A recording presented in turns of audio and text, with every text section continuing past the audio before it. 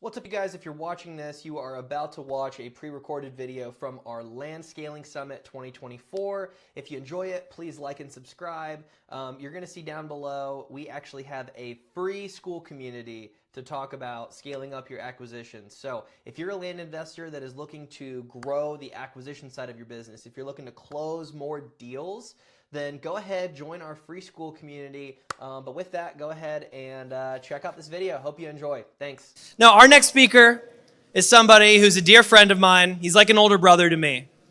He's been in land for over 4 years now. And in that time, he's completed over 500 transactions, over half of those being deals that he has funded.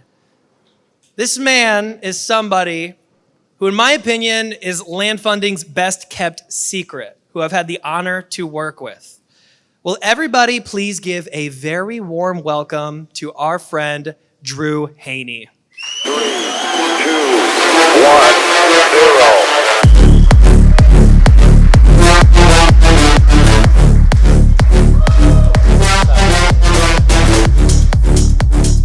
So this is my favorite workout song. It's called Apollo by Ajay if you want to Google it. All right, Drew, welcome, my friend. What time did you get in from LA? He's a California boy now, if you didn't know. Why is nobody cheering? Because this is Texas. I'm from Chicago. I spent a year in Virginia, 4 years in North Carolina, 3 years in South Korea, 3 years in Kansas City, and 2 years in California. So And now he's a California boy. yeah, if you're judging me, then just know it's like 2% of my life. Excited to be here. I flew in at 7 p.m. last night. Okay. Well, welcome to Texas. I think you. as we're getting kicked off, if you guys don't know, Drew owns a funding company, and the name of it is Rooster Capital. So I feel like I want to start with the name of this whole thing. I know you served 10 years in the Army, and Rooster is a callback to your sign. So for those of us that weren't in the military, why don't you tell us what a sign is, what that means to you, and like how that was used to you specifically? So a call sign is when you don't want your name to be over the radio. Who's served in the military here? Can we get our veterans to stand up? Yep. Yeah. There we go. So it took me 10 years to find a good answer. When someone thanks you for your service, you don't say you're welcome because it's like weird. You say thank you for your support. And it's like a good, it just sounds good. So call sign. So call sign is when you don't say this is Major Andrew Haney calling Captain Ajay, because if the bad guys hear it, then they know like who you are. Instead, each unit has a mascot. So like Wolverine, Rooster, whatever. And my call sign was Rooster 6, so that's why I named it Rooster Capital. Okay, that's cool. And before you got into land, I know that you actually spent about 2 years like day trading, right? 5 years. 5 years day trading, okay. And I know that did a lot for your net worth. I'm chuckling. 0. So I guess give us a 2-minute overview of your time day trading and just like what that did to you as it tragically came to an end. Yeah, so I lost half my net worth in a 12-hour period in March 2020 COVID flash crash. The amount I lost was equal to my salary at the time, and at 2 a.m. when I was trying to exit my futures contract position, I thought to myself, this is not working. And I need to find something else. I made all that money back. It took me 9 months, but that's how I got into land. And the reason I'm still really grateful for that experience is because I spent 5 years training my brain how to detach emotions from money. And now when I send out money for a deal, I really don't care what happens to it. Of course, I would like it to grow. But really, I'm in this business to have fun, and if more money comes back than what I sent out, then that's a bonus on top. Absolutely. Okay, that's cool. That's cool. I love just, again, if you don't know, Drew and I are really good friends. We met probably about as soon as we could have, because I think we both started during COVID, right? And it was the first event where any land investors, I feel like, were Rubicon. Yeah, Rubicon 22. April of 22. Drew actually didn't like me when we first met. I hated this. Okay, this punk comes up to the table, and the very first thing he tells everyone, I'm exaggerating, but one of the first things I learned about this guy is that on his first deal or his second deal, he made like $300K. All right, and at the time I was making like $3,000 per deal, and I was just like, this punk, he just makes it look so easy, and I was super jealous. But then we bonded at actually Dave's event, and we've been good friends ever since. It's been awesome. In that time, what's been interesting is I've seen Drew's transition because if you don't know, he used to be an investor like the rest of us, and now he's a full-time funder. But in that transition, it's really interesting because Drew had this lean, mean team of what, 2 or 3 at the time? 4 at the max. 4 at the max, okay. And at the time, you were netting probably like $250,000 a year, pretty close to that. Yeah. And Drew decided to leave that behind to pursue funding full time, which is crazy because most people in America and maybe some in this room, I mean, would dream of netting $250,000 a year with a team that they love, with kind of the machine was humming and hawing. You were working probably 10 to 15 hours a week. Like 5 at the minimum. Yeah. So tell us about why you walked away from that and transitioned into funding. Like, let us understand some of the decision-making process you did there. Yeah, I was trying to think of a good answer to this because I knew it was going to be asked. And I think the core root of it, I can give all these metrics on like, cognitive bandwidth and how even though I was working 5 hours a week in the business, it still was occupying like 70% of my bandwidth. I think the root of it was I got bored. And Jaron and Asiya, can you raise your hand? Asiya and Jaron actually got me into the funding business. I'm super grateful for them. I still do about 10 deals a month with Asiya. And, the flipping cheap stuff in the desert became very taxing, even though it was working. And we had like crazy people. Have you guys ever had like a crazy terms buyer, like do weird stuff on your property? Like I was just kind of tired. Dave Deniston isn't, he knows. And I was like, okay, I can fund deals, really enjoy it. I get to work with high quality people, or I can like work with crazy people. And I just decided to cut the crazy people. That makes sense. And you have me inspired for a funny story. I remember when I had bought my first ever wholesale property, like off another investor. I think a lot of us in this room know Kyle Bryant. Kyle's a friend of mine, and he had sold us a 40-acre in Alamosa County, Colorado, in probably 2022. Had a buyer, one of your crazy buyers that you're referencing here, who was conducting what we'll call illicit activities on this property. If any of us have seen Breaking Bad, it's that type of illicit activity. And so Kyle tells me, hey man, I've got this lot, but the thing is I had this buyer who defaulted because he was conducting these activities and then actually took his own life on the property. And I was like, okay, this sounds like a deal, right?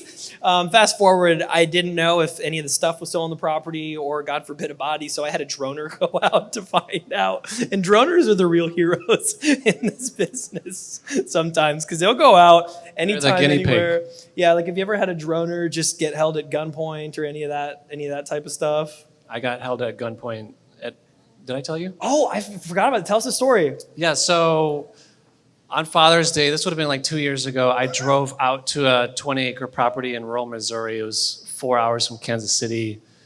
And I was in this like tiny little Lexus hybrid. It's basically a Lexus version of a Prius. And I'm on this road, and it was really bumpy. And I was like, F it. Like, I'm either going to get stuck or I'm going to get out there. I go all the way out there, go to the property. As I come back, there's people surrounding my car with like ARs and Glocks. And there was also a cop there. So I'm like, okay, they're not going to murder me. But they look really upset. They looked really mad. And it turns out that I was trespassing. And I was not on the wrong property. I was on the correct property. It turns out that the seller was trying to scam me. He had sold it a year prior, and the tax records hadn't updated. And so he was trying to double sell it, and it would have never worked because I would have closed through a title company for that size transaction. But yeah, they were really mad. And then when they found out I was just this clueless city kid from Kansas City, they weren't mad anymore. And I had 34 ticks on me. So that's why you got out of the flipping business. you guys, I really enjoyed the flipping business, and I'm still doing my own projects. I have 2 subdivides in Oklahoma, and it's not really binary. It's not one is better than the other. It's just you have to let one die if you really want to be good at one thing. And I want to be a world-class funder, and I can't do that if, like, I'm dealing with a crazy person in Arizona who, like, blames us for her RV breaking down on the way to the property. That makes sense. Okay, well, let's transition into your funding business then, because I think something that's super interesting about you is, obviously you're a numbers guy, but I've worked with you pretty much every side of your business possible. I've worked with you on the acquisition side where you funded one of our big subdivides. We've got a deal just an hour south of here that we bought for, it's about $600 all in. We've got on the market for just over 1.2, and it's been great to work with you on that. We've personally backup funded some other deals that you've had in your repertoire, which we'll talk about a little bit later here today. But I think what's so interesting is that you're so selective about who you've worked with. Like, I know you've turned down hundreds of thousands of dollars of business with operators that are good land operators, but like values are really important to you. That vetting process is really important to you. Tell us about that. Like, what does that vetting process look like to say, here's an operator I want to work with? Like, a C is the gold standard, obviously. Yes. We can't all be a Sia Barnes, unfortunately. But what does that process look like? Sia answers the phone when she's in the gym. Like, she'll answer the phone no matter what. And okay, so a lot of funders, they're open to the public, and I heard one guy say that he says yes to 1 in 20 deals he looks at. My mentality is different. It's kind of the opposite, where I say yes to 1 in 20 people, and then once I say yes to them, I say yes to 100% of their deals. So I vet the operator. And then my mentality is once I've vetted the operator thoroughly and I know they're competent and that they're not going to cheat me, then I say yes to 100% of their stuff because they've already proven that they're a quality person to do business with. That's great. I'm curious, have you been burned by any of those people yet? Or because you have some level of vetting, have you turned away some operators or had any that didn't work out? I have turned away. I actually have a list of like 10 people. Alex is on it. I've turned away really, really good operators because I simply have so many deals hitting me, and I have a tendency to say yes and just figure it out later. And I found that it's not great for my marriage when I'm really, really stressed out and I have to find $500K in 48 hours. It's really stressful.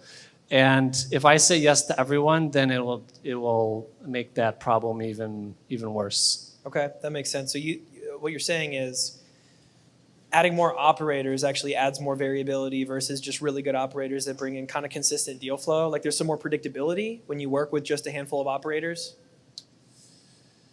I mean, part of it. So I've missed one closing out of 500. When you say missed, I missed it by a day. But you still did the deal, right? It was just like title. I was actually waiting on Erin's money. Her bank flagged it as fraud. It's not your fault. I called them on a Monday night, and I'm like, guys, I need $80,000 by tomorrow morning. And then I had to walk down into the kitchen and convince my wife for us to send out $80,000 of our savings that day. I said, hey, babe, Drew's got this deal. Yeah, so it's not their fault. Trying to remember where I was going with this. So there was a deal. I went to Japan for most of July. I was in Korea and Japan for about a month. And I stopped having syncs with one of my operators, and we didn't communicate enough. And I didn't miss the closing, but I didn't do a good job of communicating between all the parties, because that's part of my job in some cases, especially when there's hard money involved, is I need to make sure everyone's synced. A lot of times I'm the project manager for that. I didn't do a good job of it, and it just didn't go very well. We still closed, everything was fine. I sent the guy $200 worth of steaks to kind of say, hey, sorry, I dropped the ball, that was not okay. I was overseas on vacation and didn't go very smoothly. That moment I was like, I need to keep it under 10 people. so that I can continue providing A+ service, because I don't want to have 20 people and do B- service. That's not okay with me. That's great. That's great. And I mean, in the presentation just an hour ago, we talked about just partnering with excellent operators, right? And it seems like that's basically your standard as well. Is let's just find excellent operators that I want to work with, that I'm excited to talk to, Yep. right? And work with them. Now, something you mentioned that I thought was interesting is how 500 grand in 48 hours isn't good for your marriage, right? I do know from somebody I actually sent your way, who we're both good friends with now. He couldn't be here, unfortunately, so I'm okay telling the story, but I won't name him by name. But we were in Puerto Rico together, and he called me up and basically, hey, I need $500,000, and I was like, oh, Drew will find it. Yeah. And I asked you in Puerto Rico, I said, hey man, you think you can find $500,000? And he's like, gosh, I've never missed a closing until my wife and I had to ruin that for you. But other than that, you hadn't, right? And so I know that part of your business is on the back end when you don't have all the money, because Drew Haney isn't liquid 100% of the time with $30 million. I started with 100K 4.5 years ago. Okay. And now I'm at 3 million net worth. So you have to scale with leverage at some point, and it's scary because more leverage equals more risk, but Totally. yeah. So no, this is great, because I think, as we're talking about the concept of leverage, this is what I want to hammer home for everyone is, like, the way you engineered your business is you find really good operators on the front end. You say, hey, I'm just going to deliver the best customer service possible. You will never have to worry about whether that deal will have money or not. Right. And then on the back end, you're willing to run the sales and marketing piece to find people who will trust you with money and basically split it along the way. Right. Yes. So what does that vetting look like on the back end? Because I've also watched you turn away people with net worths and multi-8 figures where you're like, he's just too much drama. I don't want to do that. So let's talk about your vetting process on the borrowing money side. Okay, so the same qualities that you guys want in a funder, you want them to be low maintenance, and you want them to just send the money when you need the money. That's it, really, right? That's who I look for in my money sources as well. And so I had a guy he's worth about 50 million. He's got a bunch of in 2001 he sold his company to hotels.com. He had a competitor site to hotels.com. He sells it for 36 million. And then he bought apartment buildings with it, and since then he's just been owning apartment buildings. How do you say, like, courted him, pursued him? Like, not Pursued him, yeah. Like, I nurtured this relationship for months. I took him out to 20 to 30 meals. I taught him how to shoot. I taught him how to buy a Glock. We went to, because California's crazy with gun laws. We had to go to the gun store like 4 times. I spent massive amounts of time building this relationship because I'm like, yeah, this is great. He's gonna give me $3 million and I can deploy it into deals. And then I went to Dave Deniston's conference again, and I was in Justin Sleeva's group. Who was in that group with me when you guys helped me come to this decision? Nobody? Sid Dean. Yeah, so the group was like, Drew, this dude is gonna drive you nuts based on what you're telling me. And I'm like, they're right. He's going to drive me crazy because he just did not have the stomach for the business model. And he was scarcity mindset kind of guy. And so I had to tell him, I'm like, hey, I'm not taking outside money right now at this point. Let's talk in 6 months kind of thing. So I actually talked with him a few days ago. And it was hard because it's like, this is the second wealthiest guy I know. He could open up a lot of doors in terms of funding, but he's going to make my life miserable, right? And that's when, if you guys are looking for a funder, look for someone who's low maintenance. If you're going to get 100 grand, but it has stress strings attached to it, that's not going to be fun. You need to find someone who really doesn't care the results, and they know it's just a numbers game, and they know that 1 in 5 deals will be great, 3 out of 5 deals will be okay, and 1 out of 5 deals is going to be a dud. And they need to be okay with those duds because that's part of the business. So interesting. And I think it's funny. So you guys may have caught this on the way in and on the website and stuff. Drew's our platinum level sponsor, which means he spent a buttload of money for this chat to be here. And we're talking before this, and he's like, Ajay, I don't really want any more clients. So I'm chuckling because I'm like, you spent a buttload of money to be, and obviously, part of this was I pursued him and was like, hey, I think this would be really good. I think this would be valuable. I think God's pushing you to scale your business right now. I don't know what that looks like necessarily, but I want to encourage you. Here's a door if you want it. Do you want to do this? Drew said, yes, we're here. And today you're like, I don't want more operators. right? I really was just saying yes to you as a person. Yeah, that means a So- lot. Thank you. So what does that look like though in terms of scaling your business? Because Can I pause you? So please, Ajay, probably 80% of my income right now is directly linked to people that Ajay has introduced me to. So I will take a bullet for this guy. And if he says, Drew, you want to sponsor my event for 10 grand? I say, sure, I'll do whatever, man.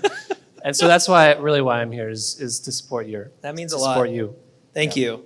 Thank you. I think one of the funniest stories actually was us getting into this early on. And is it okay if we share this story? Do you think you're going to see a care? I think it was funny. Yeah. So at the very beginning, Drew and I met at Dave's On conference where we rekindled our relationship so he didn't hate me anymore. And I was no longer a cocky 23-year-old. I was a cocky almost 24-year-old. And so we sit down, but we bonded because we were so aligned on values. We're talking about family, what we want to do with wealth, what we think we can do to expand God's kingdom in this business. And it's so fun. I remember Dave sent us on. We were supposed to audit each other's marketing. Do you remember this? And we just talked about like lives and families and marriage for like 2 hours. And it was great. Yeah. Well, as part of that conversation, Drew mentions to me like, dude, I just sold a bunch of property. And I'm sitting on, what were you sitting on at the time? Maybe $200,000 liquid, give or take? Yeah. Right. So it was interesting. And we really weren't very good friends. I mean, that was our second time really sitting down with each other. We were both like just random people from the internet ether that happened to be in the same room twice, right? So we leave Minneapolis. I get back. I'm good friends with Asiya Barnes and Jaron Barnes, really, really good friends of mine. And I get a call from Asiya on like a Tuesday evening. And Asiya, I hope it's okay I share the story, but she gives me a call and it's like, hey, Ajay, like we've got this deal. The funding kind of fell apart, but it's a really solid deal.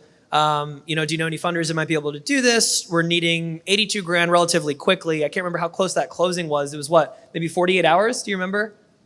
24 hours. 24, it was quick. Okay, so I hit up, it's funny, I think I hit up one or two people before you, but funny enough, Drew answered first, which is funny because where were you during that time? I was in rural California in the desert with no signal. Doing what? Army Reserve training. So Drew's in the Army, doing Army Reserve training in the desert, in a tent, with almost no service, and I shoot him a text, hey, Jaron Barnes, co-host of Ari Tipster, him and his wife need like $80,000. Can you wire that out tomorrow? And Drew's like, sure. I'm like, wait, do you want to look at the deal? He's like, no, we're good. Go ahead. And again, we met twice. And this guy in the desert, I don't even know, you barely had enough service to send out a wire, if I remember correctly. That's correct. And so it's so funny that this is like the beginning of Drew's funding career. But you know what? I think it's a testament to how he's ran his career, because something about you that is so unique is your speed. Like Drew talks about customer service, and I think a big part of that is speed. Like I was mentioning in the presentation before, we do daily stand-ups on our team so that we have the speed so things are quick, right? Cash conversion cycle is important for you too, and even more important in your servicing of your customers. And so somebody hits you up, how quick would you say you respond on average? If I want to be communicating with them, they'll get a response within an hour. Okay, so I have to share this story. So there's this guy, he's not here today. He kept sending me deals, and I just wasn't interested. I didn't know the guy. There's no trust built up. I don't like underwriting things, so I just didn't even look at his deals. So I'd purposely wait like 7 to 14 days to reply to his deal to tell him no. Because I was trying to like discourage him. I should have just told him straight up, but Yeah. I was trying to discourage him like, hey, just go to other people. He kept sending me deals, and finally he sent me one that actually I was interested in because I knew I would learn from it. And now he gets a response immediately. And now I'm actually, all the deals I said no to because they were too small, now I'm funding all those deals, like the little 5 or 6 grand, buy for 5 or 6, list at 20 kind of stuff. I'm funding that because I want to honor our relationship, because he has a shiny, cool deal that I want to be a part of. So usually within an hour. If I don't respond within an hour, maybe it means I still want to talk to you, but maybe I'm busy. I don't know. Yeah, it almost scares me sometimes how quickly Drew responds, because I'll shoot you a text message and I just know it's coming back. So I almost know I need to be in a place where I can actually have the text conversation we might need to, or we just need to get on the phone really quick, right? Because, but anyways, that being said, I think it's just a testament to like speed wins in this business. And like, that's a big reason Ben and I love working with you too, is like, hey, I just know Drew's going to get back to us quick. He's going to tell us yes or no in 30 seconds. It's usually a yes. I feel like you've said yes to some deals that I'm not even sure of. I'm like, hey, I might have this deal. And you're like, yeah, I'll fund it. I'm like, wait, we got to do some due diligence first. I'm just letting you know you might need to raise $700,000 on the docket. And you're like, yeah, no worries, just let me know. But such a good testament to your speed. So let's talk about on the other side though, with when you're raising money, typically, can we open up sort of how your business works on the back end? Because I think this room's really qualified from the sense of like, everybody here sort of knows how the funding business works. Everybody here knows how land deals work. So you as a funder, you're obviously leveraging other people's money. You've taken on some hard money. You do some equity splits. Like, open up the kimono. What does that stuff look like? Yeah, real quick, just a tip that I didn't realize until I did it. Switching from a PC to a MacBook has made texting super easy for me. That's helped me respond much faster when you can just type out your message instead of using your phone. And now, sorry, Android users, I actually, sometimes if my phone's in another room and I want to text a group of people, let's say I want to text 5 people and one of them has an Android, I'm just going to leave him off of the text thread because I don't want to go in the other room and get my phone. So get an iPhone and get a MacBook. To answer your question, yeah, so I can source money in 2 ways. One is debt and one is with equity. Equity is cheaper on a spreadsheet, but it like doesn't feel great. So what I lean towards is I'll go to doctors, lawyers. One of my backup funders is a Chick-fil-A owner in Reno, Nevada. And I go to them and I say, hey, if you fund this deal, I'll just split my cut with you. And so I just split my cut, feels fair. They get half of my cut. And essentially I'm arbitraging the money at that point. And I always prefer to use my own cash simply because I can make twice as much money for half the amount of work. But in the event that I'm out of cash, which is pretty much always, that's when I use backup funders. That makes sense. He said pretty much always. Like I had $300 in my account 2 days ago. And then now I have like 94 grand. And then by Monday, it'll all be gone again. And then by next Wednesday, I'll have 260. And then that money will be gone again. So it's just anytime I have money, I just send it out for the next deal. How does that work in terms of, I feel like I'm personally curious now, just like you paying yourself because you've got rent and 2 small kids and you live in California. So, who knows Kelly here? Raise her hand, my assistant. She's great. Can I get a shout out for her? She's going to watch this recording later. Woo woo! Kelly! She's pretty amazing. And I tell her, like, just figure it out. Okay? She pays my rent. She pays my car payments. She pays everything. And I tell her, like, you need to fight for the cash because you know that I'm going to send it out. And so it's her job to stress about it. Like, I don't even know when my rent is paid. I have no idea. And I live in California. It's really expensive. She has to figure it out. And so a lot of times, like, $50K will hit the account, and then, like, immediately she starts transferring money out because she knows I'm going to spend it. And, like, Smart. $20K will just be gone within, like, an hour because she's trying to pay my bills. And so I don't have to think about any of that. Yeah. That's great. Let's talk about, so I think this is good, especially for a lot of folks in the room that are married. Because I think if you were to tell that to most like husbands, wives in the rooms, people would get kind of stressed because your lovely wife, Renee, she's not actively working right now, right? Like for income, right? Stay-at-home mom. Stay-at-home mom, right? I know she like does like some nonprofit work and stuff like that, but most of the time she's taking care of the kids, which is awesome.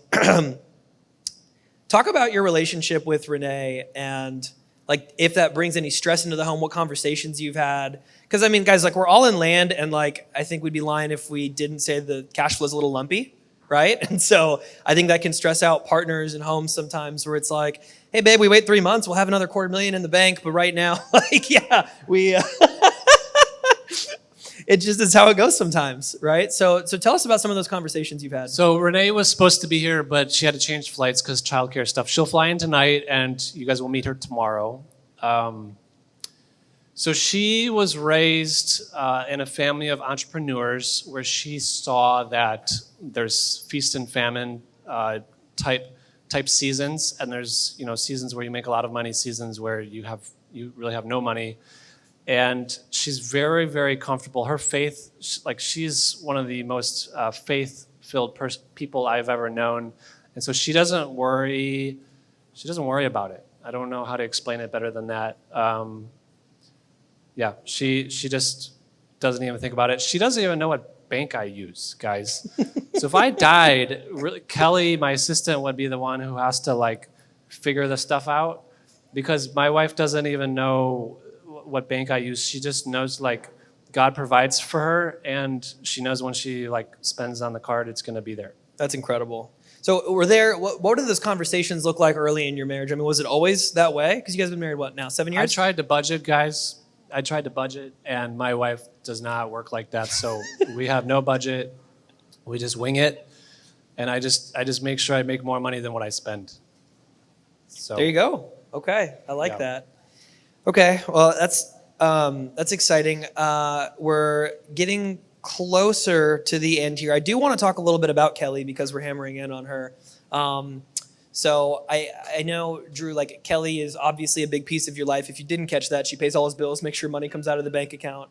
It's really important that you have a good executive assistant in your life to get those things done. And actually, this is really funny, guys.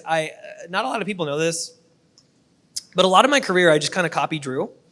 And so probably 2 years ago, I remember Drew hired his first acquisitions manager. I think it was Beth at the time, if I remember correctly. And it wasn't even 30 days later that we had a listing on Hire My Mom, because I was like, oh, acquisitions manager. Got it. If Drew's ready for that, I'm probably ready for that. So sure enough, we hired Veronica a little bit after that.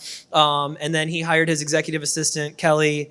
And I was like, man, that just sounds so nice. And I feel like I'm working a lot on stuff I don't like working on. And 2 months later, I hired Kaylee. And so I've copied you a lot of my career when it comes to hiring. And it's always served me really, really well. But let's talk about talent selection, because something I've stolen from you that I've shared with probably 15 or 20 people in this room, job descriptions. I think you do this really unique thing with your job descriptions. And guys, I talked about this earlier, hire people you actually want. Something that, let's talk about your job descriptions. How did you write those in the past? Tell us about some of the stuff you included that wouldn't be found on a Glassdoor post. Let's get into that. Okay, I was sitting in the back of church and I was really bored, and I was really frustrated that I was doing some work myself. So I said, F this, I'm gonna write a job posting and just put it up on Hire My Mom. So I just brain vomited everything. I didn't hold back. I was like, my life is chaos and here's what I'm doing. And if you wanna come help, then great. And I got 40 applicants in 1 hour, and I'm like, this is horrible. This created more work for me. And so I really just interviewed 1 or 2 of them, and Kelly was one of them. And Kelly said, hey, why don't you let me vet your applicants for you? And I was like, that sounds great. So she narrowed the list down to 10 candidates, and she was like, hey, you're going to Ireland tomorrow. Where's Buck at? Buck? I went to Ireland with Buck, one of the best trips of my life. So I was going to Ireland, and she was like, hey, while you're in Ireland, just give me some projects. I'll do them for free. And if after your trip, if you still like me, then hire me. If not, no worries. And so she cleared out 20,000 unread emails in my inbox. She wired money 9 times. With Mercury, who uses Mercury here? With Mercury, you can set up permissions to where they have an employee login, and they can set up the wire, and then you approve it or decline it. So she was able to set up wires. I'm in the back of a Mercedes minibus in rural Ireland, and all I needed was 1 bar to click approve. Of course, I would verify the account number and routing number, make sure it's not fraud. But that's kind of how we started. And then at the end of the 14-day free labor period, I was like, why don't I just hire you? It's just so easy to work with you. And that's how we started. That's incredible. Now, there's some things I do want to hammer in on that job description too, because I think one of the big things that I stole from you was you listing your values on there, because you want to attract the right type of person. I know we're recording this, very comfortable sharing some of that stuff here. Yeah, it was you don't like- be selective if you want. What was inappropriate on that? Nothing. So I put my values. I basically said, hey, make sure if you're going to work for me, you need to like who I am as a person. And so I listed my values. It was like faith, family, freedom, firearms, and finances. And I said, I don't F around with my values. And I put my Facebook link, I put my LinkedIn, my Instagram, and I said, look through all my stuff, make sure I'm the type of person you want to work for, because if you don't like me, it's not going to be a pleasant process. And then the only people who apply to that job are the ones who you sync with. There's synergy, there's shared values. And so it already, like, you already have a pool of candidates that are already a good fit. That makes sense. I copied a lot of that, which was so nice, and I took it, I'm not trying to one-up you as I say this, I took it a step further as we continued hiring. I began including a Loom video in our job descriptions, and I don't know, PJ, we talked about this a little bit, so that, transparently, like, I'm brown, right? And not a lot of people, not everybody likes that. We live in America, that's okay, right? But I want people to know what I look like, what I sound like, my energy. I'm a little weird. People have described me as a crackhead, like, it's fine. I know who I am. Like, I'm good. I'm very high energy, golden retriever-like, and I like to have a good time. And so I put all that in a Loom video. Here's who I am. Here are my core values. Here's our company's core values. Here's a little bit about the job. I do that in under 90 seconds. If that's interesting to you, apply. And if it's not, no worries. Like, we don't have to work together. We probably don't want to if you don't like me, right? So I got a lot of that from you, though. And so it's really good that you just called out values in the job description, because I think that's something not a lot of people think about. Like, people get so focused on, well, they've got to be, you hear right person, right seat all the time. And everybody always thinks that means this person has to be perfect for the role, and that's where it stops. But the role sits inside of the company, right? And you run the company. And so if it's not aligned with you, none of that other stuff matters at the end of the day. So let's talk about retention. Because having somebody do what Kelly does, I mean, she responds even faster than Drew. I almost feel guilty texting her sometimes about stuff for you because she responds before I hit send. I don't know how she does it, but she does, right? So let's talk about what you've done to make her feel valued as a staff member, where because she's worked with you now for over a year, right? It was June of 23 when you hired her, I think? Yep. Okay, so people, not just employees, everyone needs three things to feel satisfied in the workplace. You need autonomy, you need to be challenged. What was the other thing? I forgot the third thing. Anyways. A good memory. I'm just kidding. No, it's like autonomy, being challenged, and growth, exactly. So I realized she has those three things. Okay, she's full-time 40 hours a week. I don't track her hours. I don't care. There's some weeks, this is rare now. There's some weeks where she's working 10 to 20 hours. There's been other weeks where she's worked 80 hours. And I don't track her hours. I just trust her. And if she's averaging 35 hours a week, I don't care. Because she answers the phone when I call her at 6 a.m. on a Saturday. And I don't do that often. I was late to LAX and I needed to find parking. But my point is that I don't babysit her, and I just trust that she's doing a good job. And I think that really goes pretty far. I think her pay is competitive, and then to give her a pay raise at year one, instead of just paying her more, I told her, I said, hey, I know you need a new car. Go out and find a company car and lease it, and your budget is like $700 a month. And I said, go figure it out. And she did. So for $650 a month, she's leasing one of those big Jeep, those fancy Jeep things. I forgot the name. Anyways, so she's leasing a car, and so she's getting a pay raise, and without being taxed on it, and I'm still getting the write-off. And I think just little things like that help them understand that you care and that you are really in the people business. And if you treat people right in everything you do, the money's gonna come, okay?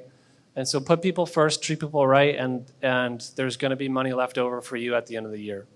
So good. That's so good. All right, I want to transition to one last thing here before we do a little bit of Q&A, if that's okay with you. Yeah. So write down questions if you guys have any. But Drew, I know that you basically went from like a pretty average, like you had army job, and then you had like a pretty normal job, and then you went from being like a top 1% earner in the country, basically overnight, right? And you haven't gone back, which is great. And so I also know as your friend, you still struggle with scarcity pretty often. You don't know where money's going to come from. Like even though your bills are taken care of and it's always happened, that's still something you struggle with. Do you want to speak to that a little bit and what's that done in your life, what that work has looked like as you've consistently fought that? Yeah, I think there's two main ways to fight scarcity mindset. One is with like prayer, meditation, and journaling. Second way is to do audiobooks. I don't read books because it takes me forever, so I do audiobooks on 1.5 speed. And you're hearing the mindset of someone who's had a very successful career in whatever they're the expert in. And hearing their mindset just really helps you adopt more of an abundance mindset. I grew up, like from age 0 to 10, we really had no extra money at home. I remember one time my dad was working so many hours, he fell asleep on the train. We lived in Chicago. He fell asleep on the train on the way home, and he rode the train all the way to the last stop. And then it was the last train of the evening, so we had to take a taxi all the way home. And the cost of the taxi like wiped out our savings. And then like a year later, they had saved up like a few $100, and then my mom broke her tooth on a taco, and it's gone again. So just like being around See, on a taco? A taco, yeah. Like the food? Like Taco Bell or something. I don't know. I was like 7. So being around a lot of scarcity at a young age, I think really impacted me negatively, because my wife was not around that, and she has so much abundance mindset, and so I've had to undo a lot of that. Like I just remember being worried about money as a kid, and my parents now are great. They've done the whole Dave Ramsey thing, and they're doing quite well. And so I would say, yeah, audiobooks and then just prayer, meditation, journaling really helps. That's great. I love it. And I want you to tell a story because I think this will highlight your type of work. Because like we're sitting here and it seems, oh, Drew just has these deals at his desk and he'll make a phone call and get some money. And that seems so easy. Should I be a funder? Should I just transition, not doing deals, being a funder? And I don't think people realize it's basically a marketing and sales job on the raising money side, right? So like as us doing deals, we're doing marketing and sales on the acquisition side consistently. And of course the dispositions too, but I would say acquisitions is where we spend a majority of our time because we need to buy things at a discount. So we've got inventory. You're doing all your marketing and sales to make sure there's money on the back end. And I know that friend I mentioned to you earlier, I basically said, hey, can you go fund this $500,000 deal? That had an interesting thing. I think you messaged me and you said, you would talk to a certain number of people and bought more lunches and dinners than you had in a long time and spent thousands. Tell us about that story, actually. Tell us about raising money that time and what you had to do to go basically find $500,000 in like a week. Yeah, I had to find 1.3 million in like a month. I don't know, guys. Maybe I'm like spoiled, or maybe I'm not grateful. But it feels really hard to raise money. So when you're talking to seller leads, and for every one contract, you get 9 no's. Let's say for every 10 offers you make, 9 of those people say no, 1 of them says yes, right? Those 9 people that say no, the sellers, they're just saying no to the price, right? When you're raising capital and you get 9 no's for 1 yes, and you show these people how their unused cash can make double or triple what they can in the stock market, and you show them how Drew is so trustworthy, and you show them Drew's track record, and you make it a no-brainer and they still say no, it feels like they're saying no to me as a person. And so I'm just dealing with like how to get through rejection, because it just feels harder than talking with seller leads, and I don't know, I can't quantify it better than that.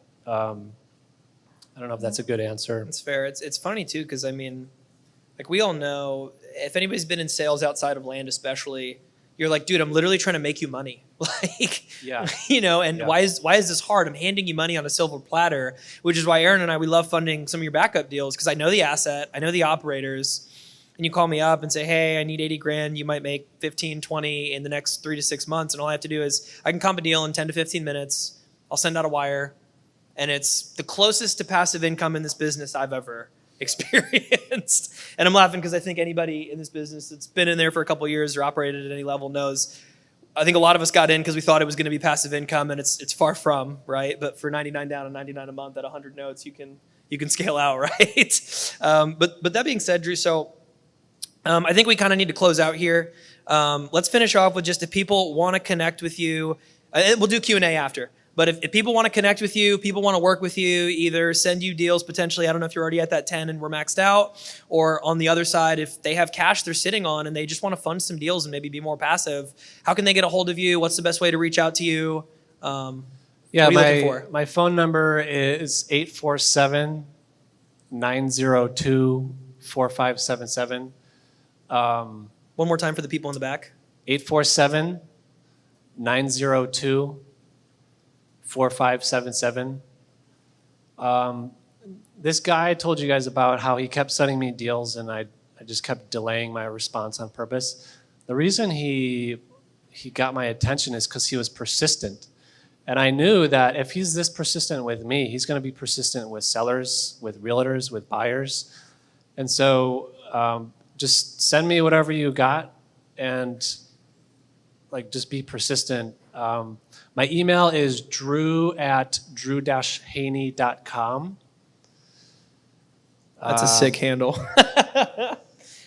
DrewHaney.com is like 20 grand or something. So my birthday's coming up in March if anyone wants to. That's what we're here to do, right? I think we're actually all about to toss around a hat to see if we can fundraise for the domain. Hey, but don't be afraid to send me a text. I get like 30 to 50 texts a day, and it doesn't overwhelm me because I have a MacBook, so it's easy. Team if Apple. you are an Android user, just send me an email because I don't want to respond on my phone. Who was I just talking to that said if you're an Android user, that says a lot about you? I feel like it was someone on my team, wasn't it? No? It was Taylor? Yeah. We were talking about if somebody's still an Android user, I'm sorry, Dave. If somebody's still an Android user, you just know that you just know they're a stubborn person. But all right, guys, we got a few minutes left here. Let's do some Q&A. Is Kaylee around for Mike or is she out, right? She's setting up lunch. Okay, Ben, could you do Mike's if you don't mind? Oh, we don't really have, we can use mine. Who's got questions? Want to raise a hand? Thank you, Ben.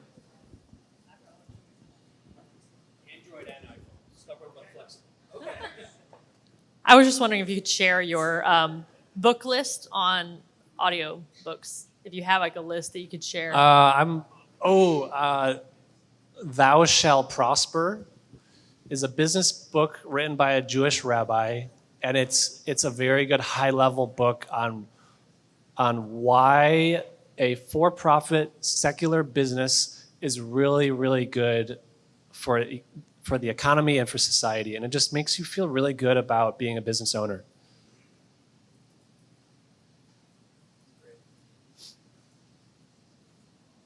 Other questions? Yeah, I was just wondering if you could share your funding terms. So this guy, he's asking my funding terms. Real quick, this guy went to the same college as me and the same major. It's super rare. We both went to a school in rural Michigan where it's like 80% male, and it's like Narnia. It snows more there than in Buffalo, New York. So just shout out to him. We'll hang out later and share some stories. Funding terms, typically if you're newer or if I believe the deal is high risk, it's 50-50. And then if you're more experienced, 60-40. Yeah, Penny.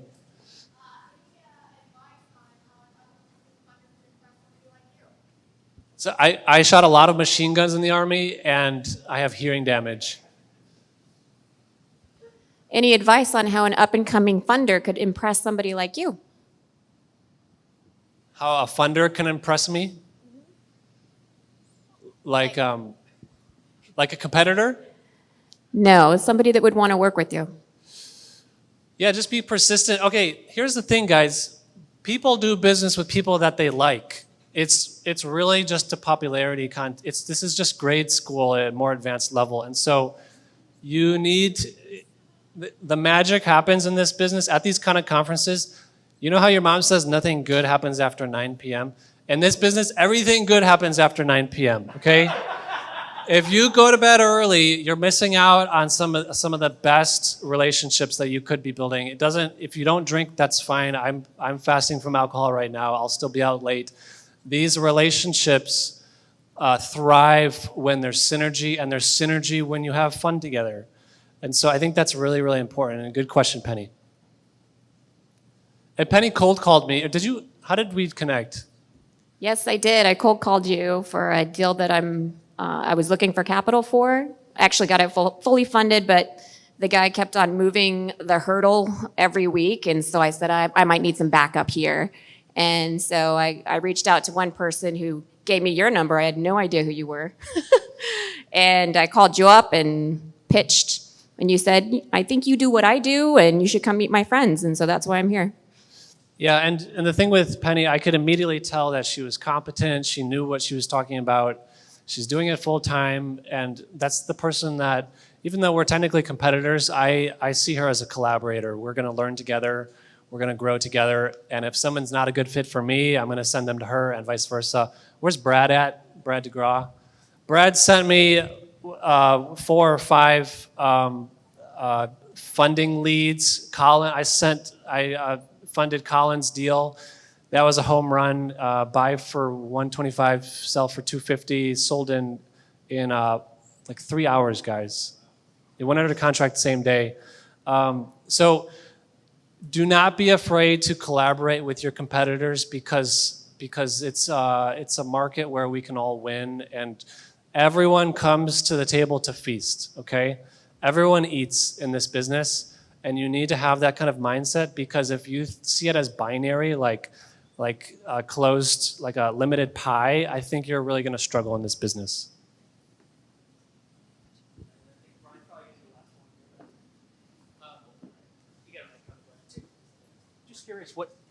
Thanks. Just curious what your typical deal funding sizes are, and on the deals that you do fund, do they get titled in your entity or the investor's entity?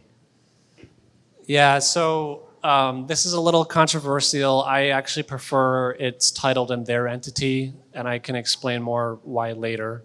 And then I just funded a deal this week for $2,500, and then I funded another deal a month ago for $700,000.